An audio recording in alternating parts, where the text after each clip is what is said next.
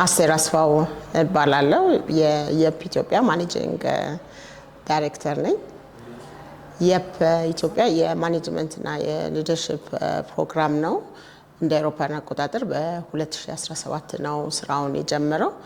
ዋናው ስራውን የጀመረበት ምክንያት በመካከለኛው የአመራር ስራ ቦታ ላይ ያሉ ሰዎች ያለውን የክህሎት ክፍተት ለመሙላት የተጀመረ ፕሮግራም ነው። በዛ ፕሮግራም መሰረት እስካሁን ድረስ ከ100 በላይ ሰዎችን በተለያየ የስራ ዘርፍ ላይ ያሉ ሰዎችን አሰልጥነን በህይወታቸው በፐርሰናል ህይወታቸውም በፕሮፌሽናል ህይወታቸውም ጥሩ ውጤታማ እንዲሆኑ አድርገናል ማለት ነው።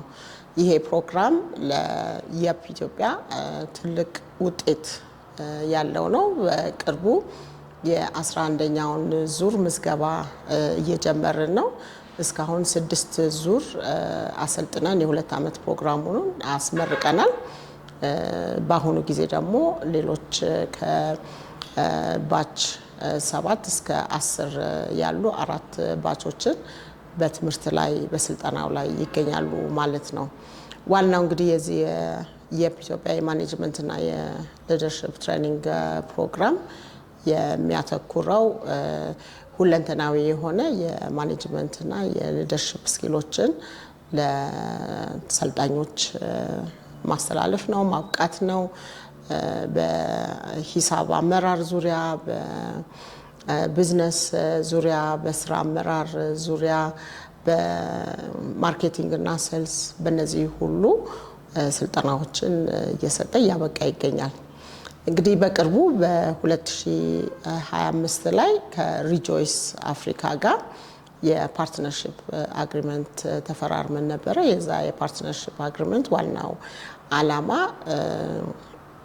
ወጣቶችን በማኔጅመንት እና በሊደርሺፕ ላይ ማብቃት ነው። እንግዲህ ሪጆይስ አፍሪካ የሚሰራው ወጣቶች ላይ ነው። ወጣቶችን ማብቃት ከተቻለ ወደ ስራ ዓለም በሚገቡበት ጊዜ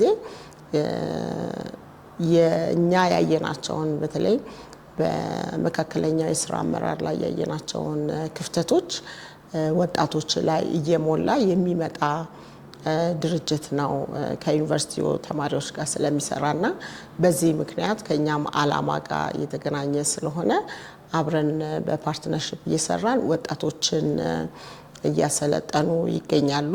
እኛ ፋይናንሻል ሰፖርት ነው የሰጠነው ማለት ነውና በዚህ ምክንያት ዋናው ትልቁ ዓላማችን ኢትዮጵያ ውስጥ የሚገኙ ፕሮፌሽናሎች በማኔጅመንት በአመራር ክህሎት ላይ ያላቸውን ክፍተት ከስር ጀምሮ እየተሞላ ከመጣ ስራ ላይ በሚሆኑበት ጊዜ ክፍተቱን ይሞላል ማለት ነውና ስለዚህ የየፕ ኢትዮጵያ በሚያደርጋቸው የራሱ ፕሮግራሞች ከሪጆይስ አፍሪካ ጋር በሚያደርጋቸው ፕሮግራሞች በአጠቃላይ ኢትዮጵያ ውስጥ ያሉ ፕሮፌሽናሎች በግል ህይወታቸውም በስራ ህይወታቸውም የተሻሉ አመራሮች እንዲሆኑ ያደርጋል ማለት ነው። አመሰግናለሁ።